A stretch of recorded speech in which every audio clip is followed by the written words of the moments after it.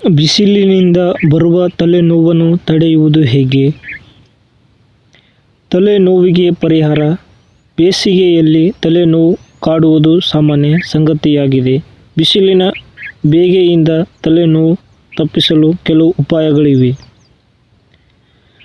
ನೀರು ಕುಡಿಯುವುದು. ಡಿಹೈಡ್ರೇಷನ್ ತಲೆನೋವನ್ನು ಉಂಟು ಮಾಡಬಹುದು. ದಿನವಿಡೀ ಸಾಕಷ್ಟು ನೀರು ಕುಡಿಯಿರಿ. ಹಣ್ಣುಗಳು ಮತ್ತು ತರಕಾರಿಗಳಂತಹ ನೀರು ಸಮೃದ್ಧವಾಗಿ. ಮೆಗ್ನೀಷಿಯಂ ಯುಕ್ತ ಆಹಾರ. ಮೆಗ್ನೀಷಿಯಂ ದೇಹಕ್ಕೆ ಅಗತ್ಯವಾದ ಖನಿಜವಾಗಿದೆ. ಮೆಗ್ನೀಷಿಯಂ ಕೊರತೆ ತಲೆನೋವಿಗೆ ಕಾರಣ. ಆದ್ದರಿಂದ ಪಾಲಕ್, ಹಾಲು, ಮೊಸರಿನಂತಹ ಆಹಾರ ಸೇವಿಸಿ.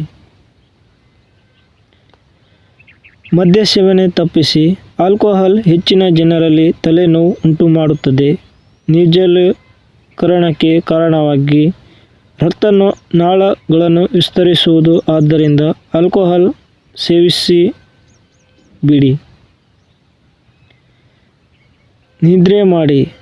ಶೆಕೆ ಕಾರಣಕ್ಕೆ ನಿದ್ರೆಯ ಕೊರತೆ ಆಗಬಹುದು. ನಿದ್ರಾಹೀನತೆಯು ತಲೆನೋವು ಉಂಟುಮಾಡಬಹುದು. ಪ್ರತಿ ರಾತ್ರಿ 7-9 ಗಂಟೆಗಳ ಕಾಲ ಚೆನ್ನಾಗಿ ನಿದ್ರೆ ಮಾಡಿ.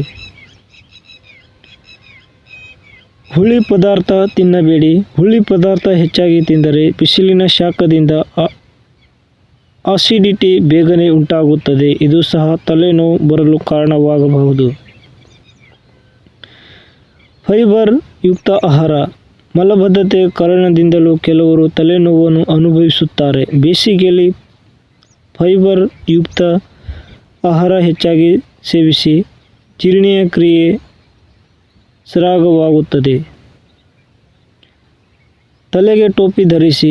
ನೇರವಾಗಿ ಸೂರ್ಯನ ಬಿಸಿಲು ನೆತ್ತಿಯ ಮೇಲೆ ಬಿದ್ದಾಗ ತಲೆನೋವು ಬರಬಹುದು. ಹೆಚ್ಚಾಗಿ ಬಿಸಿಲಿನಲ್ಲಿ ಓಡಾಡುವಾಗ ಟೋಪಿ ಧರಿಸಿ, ಇಲ್ಲವೇ ಕೊಡೆಯ ಸಹಾಯ ಪಡೆಯಿರಿ.